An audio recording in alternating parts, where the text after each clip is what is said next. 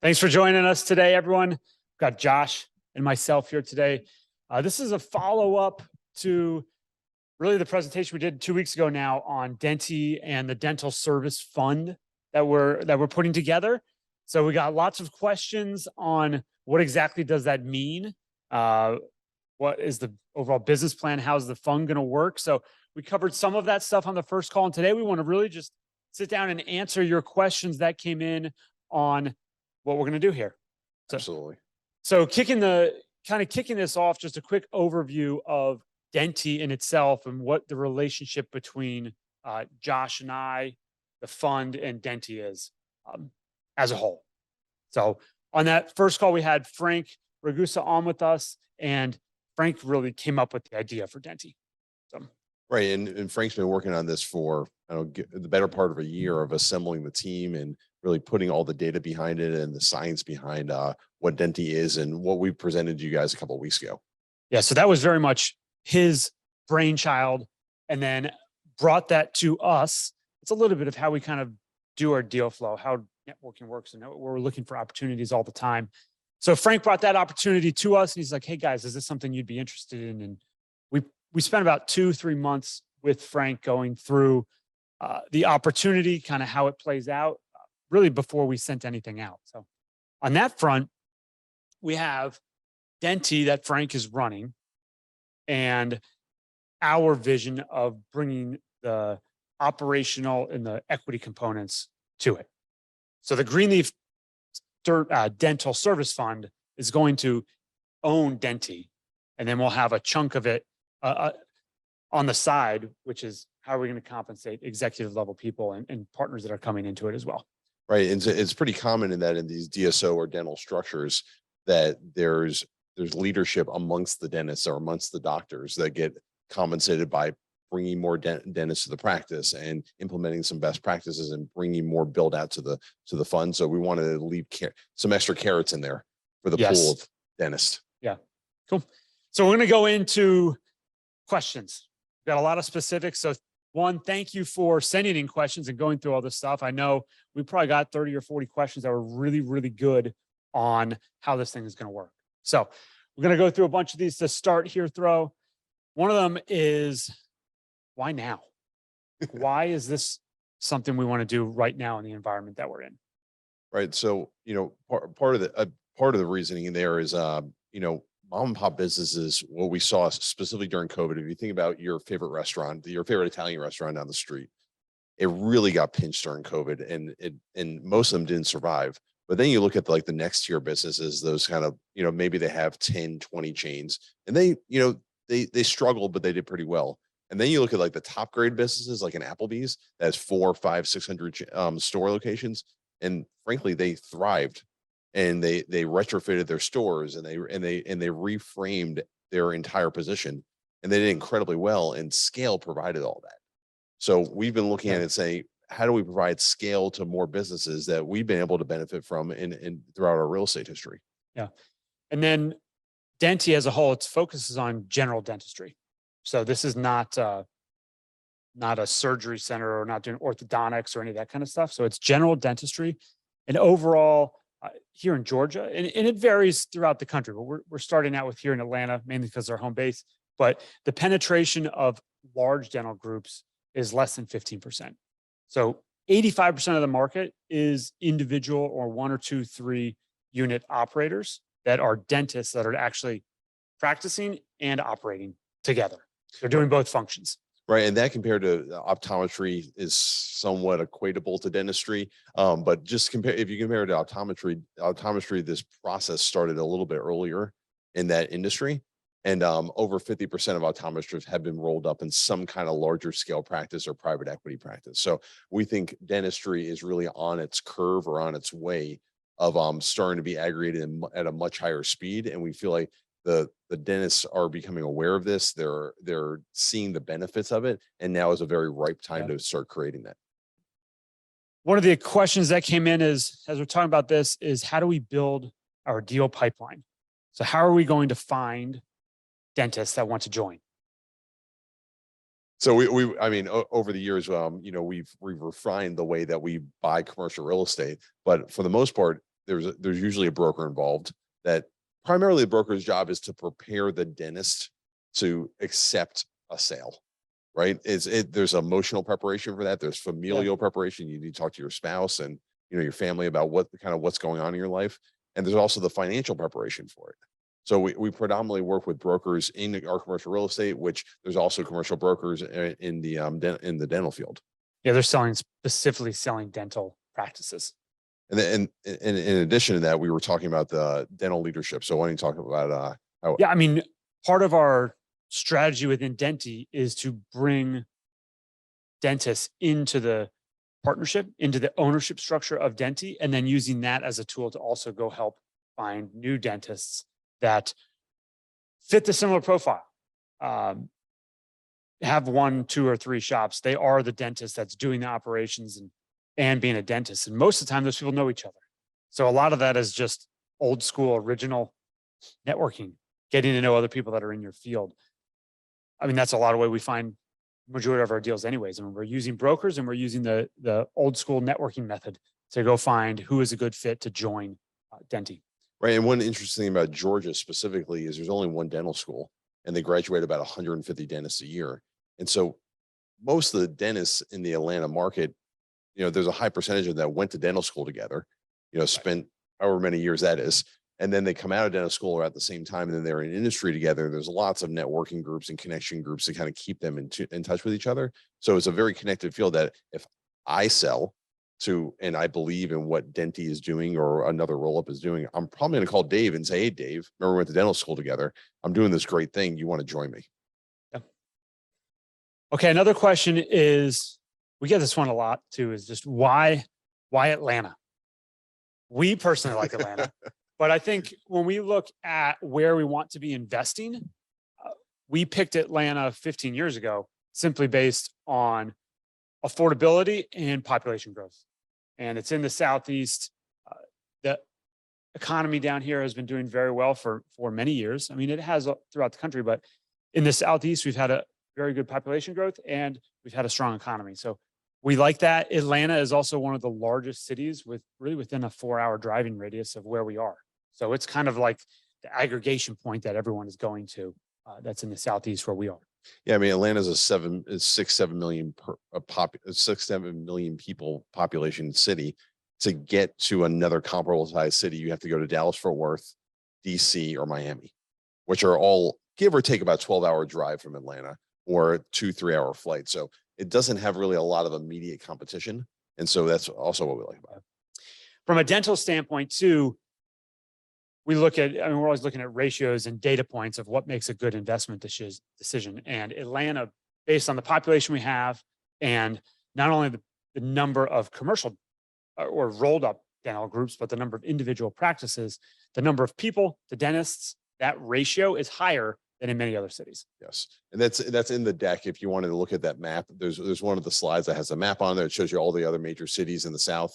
And it shows you those ratios that Atlanta really has the least amount of dentists per capita. So it's pretty interesting to see. Yeah. Another question is, what is the DSO competition in Atlanta and what is our key differentiator? 2-part question there, but the DSO competition in Atlanta, being such a large city, we have really all of them. All of the main players in the dental space are here.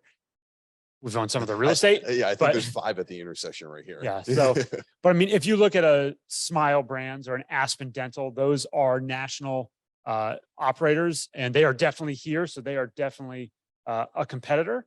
But I think if you look at competitors, you're looking at a couple different things, not only to the direct customer, but also to the dentist that's being integrated into that. There's different ways a dentist is coming into a partnership and their potential for purely salary income versus bonuses versus equity. And our model is different on the equity part. And that's probably what our key differentiator would be. From that standpoint to the dentist is that they're participating more in the upside of the overall practice compared to just coming in purely as an employee. Right. So the average dental practice, let's say we buy them for $2 million. we're going to require that, and we're going to tell them the benefit of keeping 30% of their buyout in the fund and benefit from the economics of the fund as we continue to grow, not only from the growth of their practice, but also from bringing in their other dental friends and the other people that we find, and the growth of all the practices combined, not only driving income, but also driving bottom line that they'll get to benefit from. Yeah, and a lot of the benefits, and that's with us and with other DSOs, that's why the structure really exists, is that it allows dentists to focus on the dentistry part and then move the operating part to an operating team. Right. Those things to scale, and anytime you're trying to scale a business, you need to kind of pick your specialty and proceed with that. That's hard to do if you're going to do all of the parts of the business. That's not a very scalable model. So the DSO enables scalability, but it also enables people to do what they like best. So that's a benefit of the DSO, but that's something the other DSOs have as well. So that part is, and that's fairly standard if you're trying to grow any business. You need to be doing that.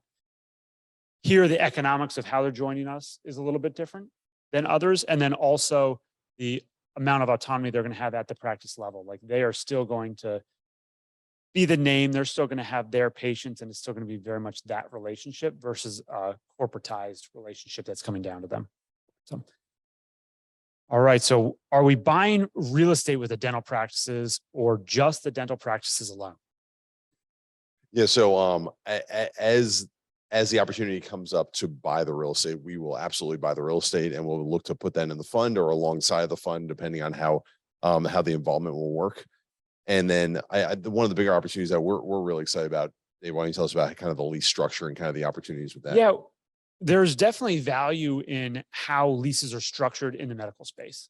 So if we're able to find a practice that has, we're basically looking to create value in multiple channels when we go through this. But if a practice that we're able to acquire has maybe an outdated space, or it's like, hey, we know this practice can be bigger and we can bring a few more dentists into the group here, we need more room.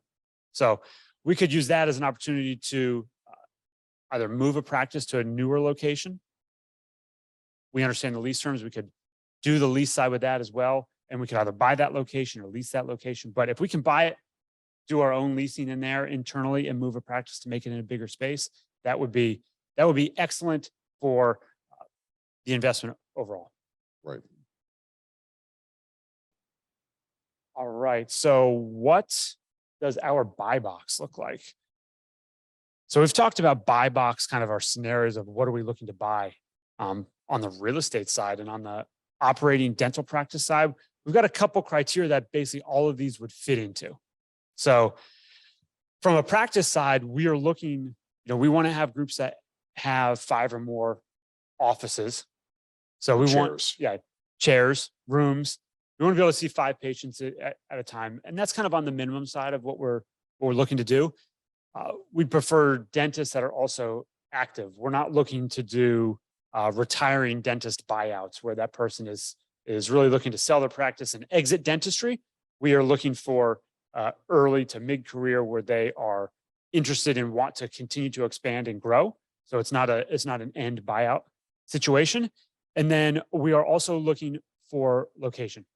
We want to have locations that can piggyback off one another, because that will help us with operations in each of those locations. It enables us to have better coverage of team members if the sites are within driving distance. We are not looking to say, hey, we're going to go buy one in Augusta, one in Atlanta, and one in Florida. It's like, that's not going to work. We want them to be close together so that we can operate them together as a team. Right. And this also allows the dentist better quality of life, that if they want to take vacation or they're sick, or they just want to take some time off, that we can flex dentists between locations and have some coverage between them by having a multi-location model. Yeah. Okay. Another question that we've got here is debt. And are we going to use debt to acquire the practices? I think the answer to that is definitely yes. How we use that debt may vary. It's definitely different if the real estate is included or not included. If it's just the operational practice, there are debt options that are available on the acquisition side.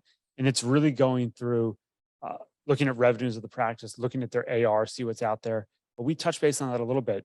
There's really not a lot of receivables. 99% Right. paid in the dental space. So it's good financials. We're not looking to get a lot of debt though. That is not the model is not to ultra lever up operational dental groups. So Yeah, most real estate deals are primarily driven by the debt that you can acquire based on the price you can pay and kind of that spread on their cost of debt to the yield of the real estate asset. For dental practices, we're looking at much lower leverage, much less driven by the debt. We modeled 50% leverage at a 6 to 7% interest rate on a 20-year amortization. To give a very concrete answer. And we think we'll be somewhere in that range, maybe a little bit lower, maybe a little bit higher, depending on the actual practice. And the real estate will treat like a real estate deal. and a lot of that is very highly dependent on how it's operating. Yes. We're open to value add plays within the operating space. So if it's a practice that has very good revenue per chair or poor revenue per chair, that's going to impact what the debt situation looks like as a whole too. Right. Also, ultimately, what we can pay for it. To go back to the buy box, we modeled that buying the practices for 3 to 5 times EBITDA and that's basically a single practice, maybe even 2 practices, but small scale, has operational efficiencies that can be implemented and improved to not only improve that EBITDA, but ultimately when we're talking about the eventual exit, that will improve our margin, our multiple on the back end as well. Yep. Okay. So a little bit about that on how do we plan to exit and where is the value created in this? One of the questions that came in was, what is the exit strategy and what value did you assume? So a little 2-part here, but the exit strategy as a whole, anytime Josh and I are looking at investment opportunities, we're always under the assumption that if we had to hold this long-term, we would do it. We don't want to get into anything where we have to be forced to do a quick turn, a quick flip. That's not our investment philosophy. So, but our exit strategy, we're trying to build something that's generating cash flow from operations. As we improve operations, cash flow will improve. The exit strategy would be to sell a pool of 10 roughly practices. That was our initial target. And we would sell that to a larger dental group if that was an option, or we would just keep it and keep operating, keep growing, and keep acquiring. So we could become the either acquirer or the exiter on that strategy. But the main focus is that we're building a cash flow business that's able to scale and looking to do that long term. Right. And a big way we approach that in our current business, any of you that have come to our investor event, the first thing we do is we hand you a playbook, and we operate using a playbook in our day-to-day business every single day. If you visit any of our sites, our operating team members, they all have a little green binder. It says the Greenleaf playbook on it. And there's lots of pages that tell you how to do, your everyday job and tie in with the company and our culture and et cetera. A big part about building this practice is implementing a playbook of best practices so that we realize that improved, enhanced value on the back end. Right. Another question that came in related to this, they said, who would the buyer be? And what values did we assume? But the buyer, there's a lot of different groups out there. This isn't an entirely unique situation that we're entering. We obviously did not invent this, but we think we can execute the business plan in our location better than others can. So that's where we see value, but the value that we would exit at is really just going to be a multiple of earnings. Right. That's the primary way this stuff is based for the operating part. The real estate part would be based on what the lease terms are. Exactly. And for that multiple of earnings, like we said earlier, we'll be buying at 3 to 5 times EBITDA and we're assuming that we're going in and improving not only EBITDA, we're improving best practices. And by improving best practices, by standardizing, by providing a lot of infrastructure into these single dentistry practices, and then adding many to the side of them, so say 10 of them, we'll be able to see improved EBITDA, multiple of EBITDA on the sale. So we're modeling a 10 times EBITDA exit. When in the market, we generally see a 13 to 16 times EBITDA. So there's a whole slide that maps this out on the deck if you want to look at this in more detail. But in general, we're trying to grow revenue and increase margins. Yes. So we're doing both of those. So even we exited the same EBITDA multiple, it's on a higher amount. Yes. So that's where we believe that we're creating a value in this type of a scenario. Okay. Going through next questions here, we'll kind of get into a little bit of the fund now. And how does this fund work? So first part, it's a committed capital fund. So we are looking to deploy equity at different points in time when the opportunity arises. It is not, the other side of that would be a fund that takes all money, holds it, and then deploys that when it comes up. The committed capital side is we are looking for commitments to the fund. And when the fund is ready to go acquire our first, second, third practice, we'll make capital calls that enable that part of the business plan to be executed. And the way we modeled that was really over about a 2.5-year period. We'll buy those 10 practices and we'll call for capital as we go. We don't expect that to be 10 different capital calls, because at times we'll buy 2 or 3 practices in a small window. But realistically, it'd be probably 5 to 7 capital calls over like a 2.5-year window. Yep. Okay, explain how the capital calls work and what happens if you do not call it all. Right. So if we don't, let's just say we're down the road and we end up buying 8 practices, and we call the money only for 8 practices, and something changed in the market for whatever reason, there's only 8 practices. Yeah. Let's say we only deploy 80% of the committed capital. Right. The rest of the capital just doesn't get called, and it's a smaller pool. It's just a smaller pool. So if you committed, say, $100,000 and we only called on 80, you only have 80,000 in the deal. Yeah, but there's no dilution. There's no different ownership structure based on that. It's pro rata. Everyone's in the same situation on that. And a lot of the reason we are doing it that way, and this goes back to our just overall investment philosophy. We never wanted to be in a position where we have to go buy something, right? We only want to bring opportunities up if we think it's a good opportunity. We want to put our money into it as well, and we can proceed.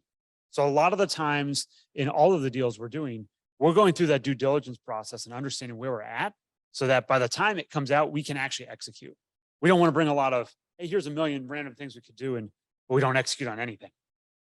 So that's why we're not doing just raise all the money and then go deploy it.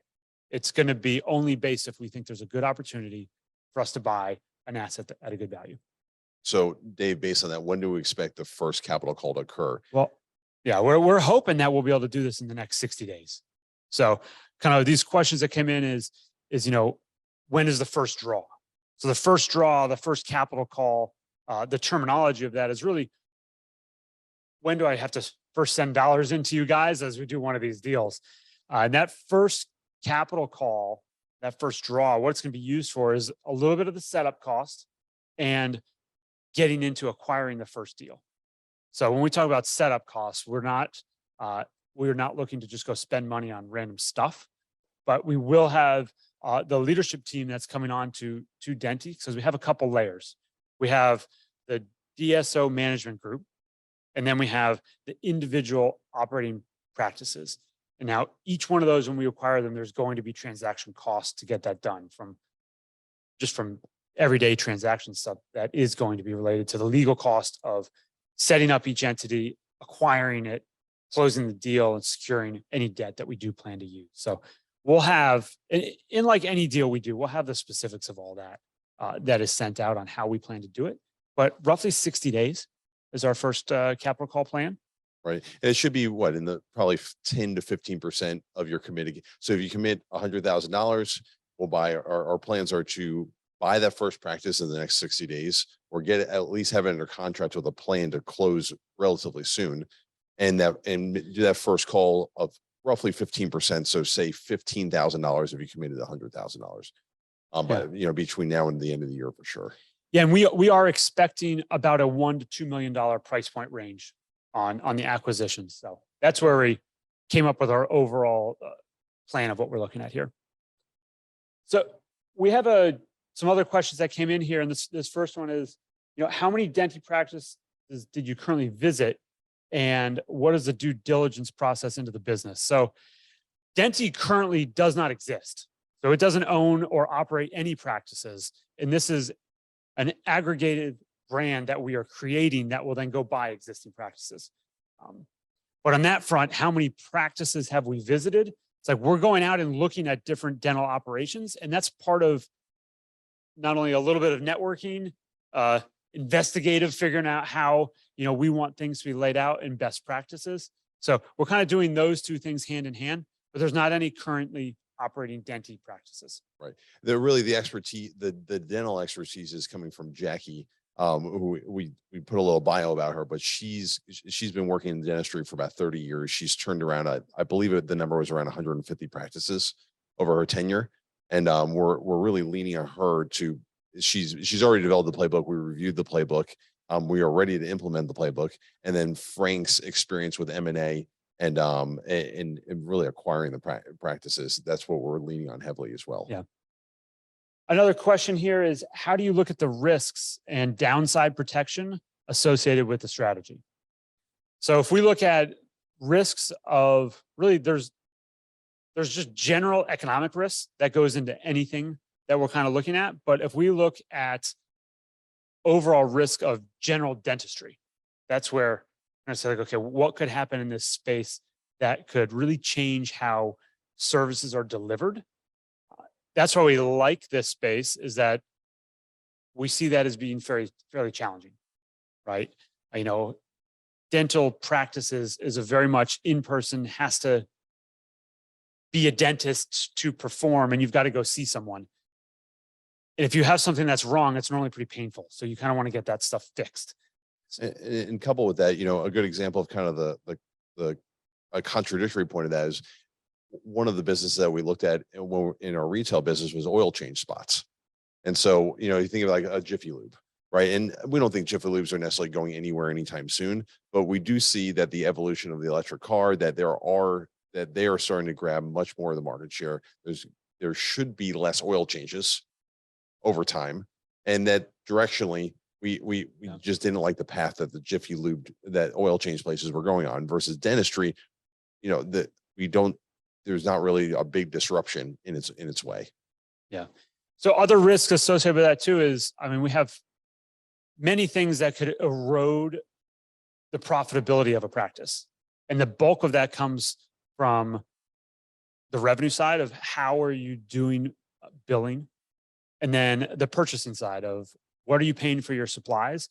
Inflation has been a big risk on really a lot of the medical side practices, especially general dentistry, where all of your supplies were kind of backlogged a little bit, and they also got much more expensive.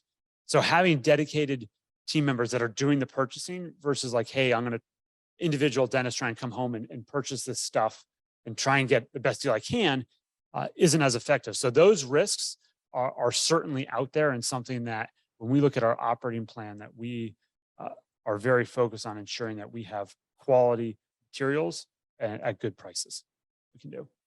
So another question here, how does the real estate investment factor into the investment returns versus the EBITDA of the dental practice? That's a very good question, because they are essentially separate. They're separate calculations. So if we look at the dental fund as a whole, our EBITDA on the acquisition and our sale or value proposition on the operations, that's a separate calculation from the real estate side. The real estate side is really if those opportunities come up where we're going to inbound dentists and they also own their real estate. As a fund, we would buy both of those things and bring them in. But the Denti brand that goes on the operating platform, that has a much different multiple and earnings platform than the specific piece of real estate. Right. And upon exit, there's a very likely theory that we would exit the Denti operating platform and sell those, but keep the real estate and keep. Yeah, or it would definitely be two separate transactions, right, on any part of that. And even acquiring it would be two separate transactions as well, because they're definitely independent there for you.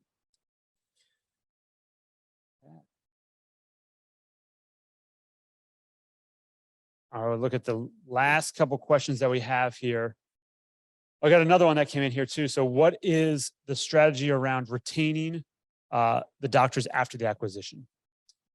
So this is a good point. I mean, this is a huge part of what we believe the success of Denti is based on, that we need to be partnering with dentists that have the same values, They have a similar vision of where we want to go with the practice and the roll up. Uh, and they have the same level of really like clinical care and patient service focus that we want to see. So if we're bringing someone in that is like-minded and matches those factors, it's like that will be a better working relationship. If we're missing on any one of those, it's most likely not going to work, and they're also not going to be an acquisition target. So, and then the values, the patient care that's going out, the clinical autonomy that each dentist is going to want to have, they have to be part of creating that and maintaining that within Denti. So we're really looking at the type of person that's coming in and making sure that we have a consistent belief of how we plan to operate. You know, what we find is that most of these dentists that started their own practice, they have a decent amount of entrepreneurial spirit in them, and they like this concept of aggregating and growing bigger and getting more practices and becoming more efficient. So it plays to a skill that they already have that and should inspire them to want to be part of the team. Right. Yep. So other question here is, the real estate purchase and the practice acquisition are independent transactions, but still using money from the same fund. So yes, typically the acquisition of that real estate's always going to be in its own individual LLC when we acquire it, just from a liability standpoint. So there'll be two separate mini LLCs, but as we acquire and we do our capital calls, we'll be sending out like, hey, here's the opportunity we have of this deal to roll it into the fund. And that deal will include all the specifics on what that opportunity is, from who the dentists are, what does the location look like, where is it, what's the real estate scenario. So all of that will be included, but how it's actually acquired, each one will be an individual LLC, all owned by the fund. And each individual practice too will be individual and then rolled up into the fund. So we do that really with all of our acquisitions from a liability standpoint. We have single purpose entities across the board. That kind of ties into another question here, that is, what is the reporting of this going to look like? And how much transparency will we have into the fund versus individual practices? So if you've invested with us before or done some of our deals, we very much enjoy the reporting process. And that's something that we try and get as much information and as much transparency out as we can.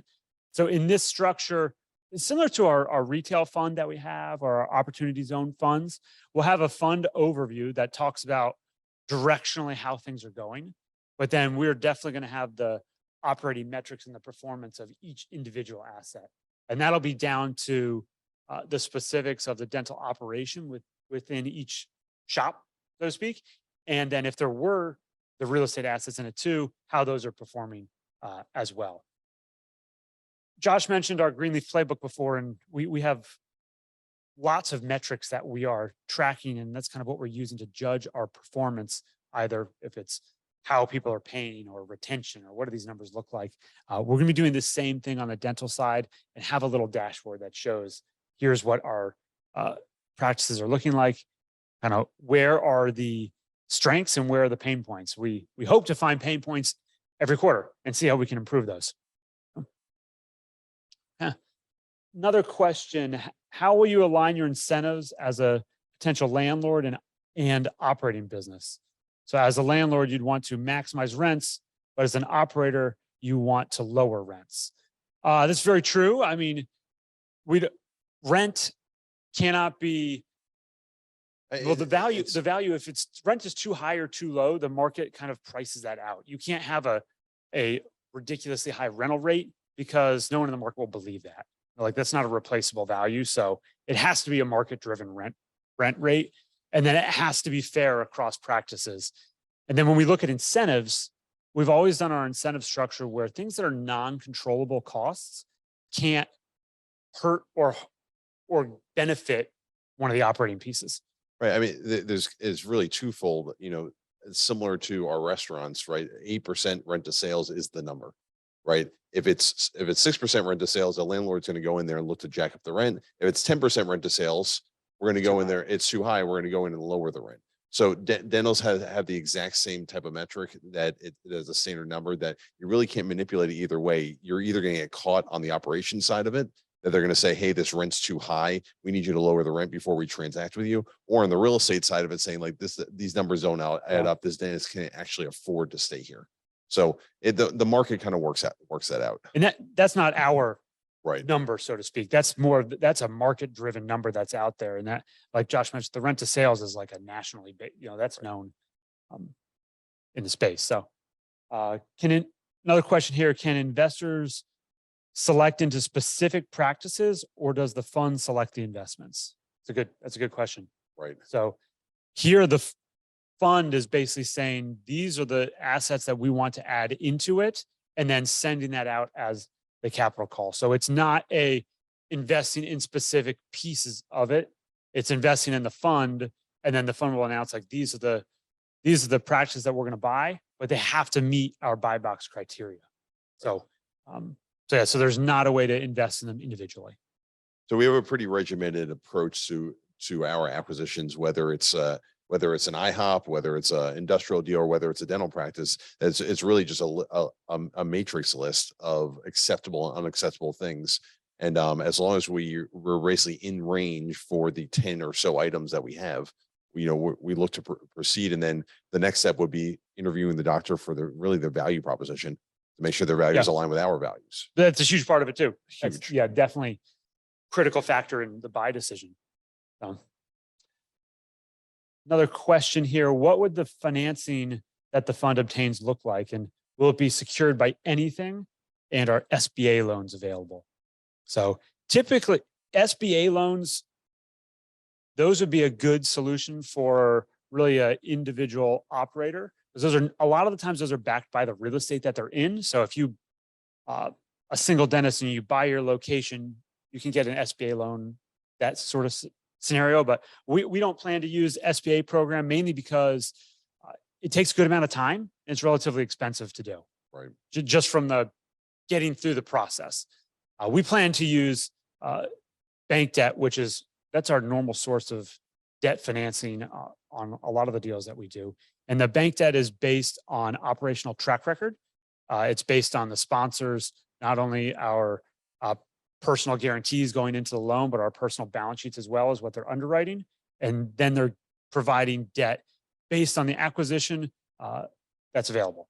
Right. So, and for the dental practices, we've been looking at a revolving line that we basically can scale up with, and basically have the whole platform, this plan that we're telling you guys about, have a lender fully engaged with that plan that we can acquire pretty quickly.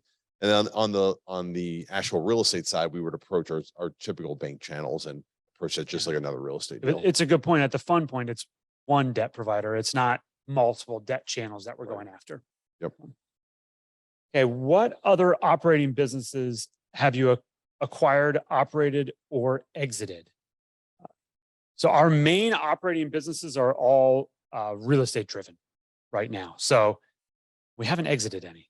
Right. So everything we operate, we still own. Mm-hmm. So, and that goes from different, the service line businesses, all of our management companies that are structured similar to the Denti management team on leadership positions that are then directing team members on how to execute. And that goes across all of the, everything from the residential side, the commercial side, the leasing side. We've done, I guess we've exited construction businesses. Mm-hmm. Those are operating, but different businesses.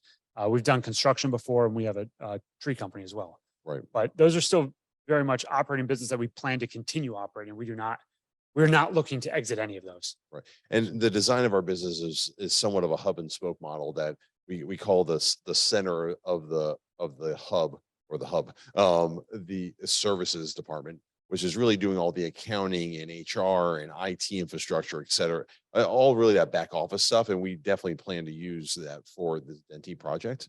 And then all the spokes that shoot off of it are our commercial management business, our residential management business, our tree business, and soon to be our dental business. Yeah. Well, thanks for typing in questions, everyone. I think the last question we have answering here is what can we expect from a reporting standpoint? So we answered a little bit on the details that we're going to provide, but also this is very much a K1 driven investment. So it's a K1 that you're going to receive at the end of each tax year. And we plan to do normal quarterly reporting that are going to come out. So you can expect quarterly reports, quarterly distribution process, and an end of year K1. And that aligns really with the investment structures that we've used in the past. Right. So really over the next, 2 to 3 weeks, we'll basically be calling for final commitments in the fund, be distributing documents for everyone to sign here, and look to basically wrap up the fund and start acquiring the first round of practices. Right now, we're about halfway formally committed, and probably about another 2 million of additional soft commitments. So the goal is really to wrap that up and get rolling. Yeah. We got one other question that came in here at the end Yeah. too. So what will your role be in operating the dental business other than the back office function?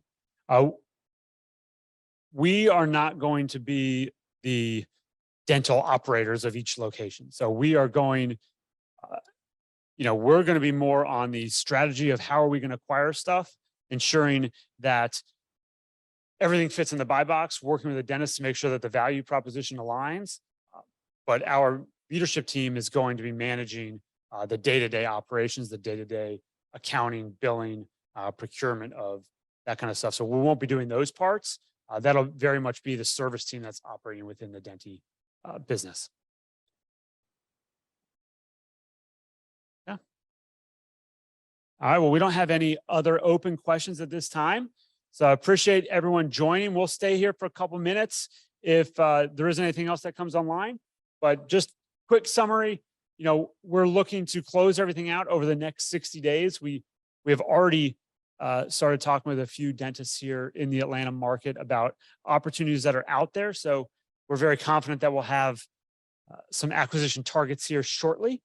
So we very much feel like we are on track that in the next 60 days, we'll have our first opportunity out to the group, and excited to talk about it.